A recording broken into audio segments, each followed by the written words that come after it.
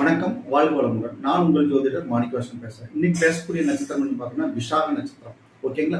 விசாக நட்சத்திரம் யாருன்னா பார்த்தோம்னா குரு பகவானோட நட்சத்திரம். துலா ராசியில 1, 2, 3 பாதமும், விருச்சிக ராசியில ஒரு பாதமும் வரும். ஓகேங்களா?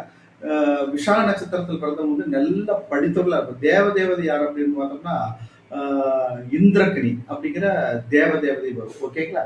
நட்சத்திர அதிபதி யாருன்னா குரு பகவான். ஓகேங்களா? இப்ப பார்த்தோம்னா இவங்க வந்து நல்ல படிப்பாளிகளா வருவாங்க, பண்புள்ளவர்களா வருவாங்க, நேர்மையான வழியில போகக்கூடிய ஒரு தன்மையை உடையவர்கள் தான் விசாக நட்சத்திரத்தில் பிறந்தவங்க. ஓகேங்களா? திறமைசாலிகளாக இருப்பாங்க.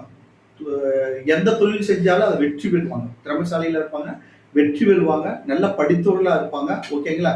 பொறுமைசாலிகளாகவும் இருப்பாங்க. பொறுமையான குணமும் இவங்களுக்கு இருக்கு. எதுல பிறந்தது? துலாராசியில பிறந்த விசாக நட்சத்திரத்துக்கு. அதே பார்த்தோம்னா விருச்சிக ராசியில பிறந்ததுனால கொஞ்சம் கோபம் மிகுதி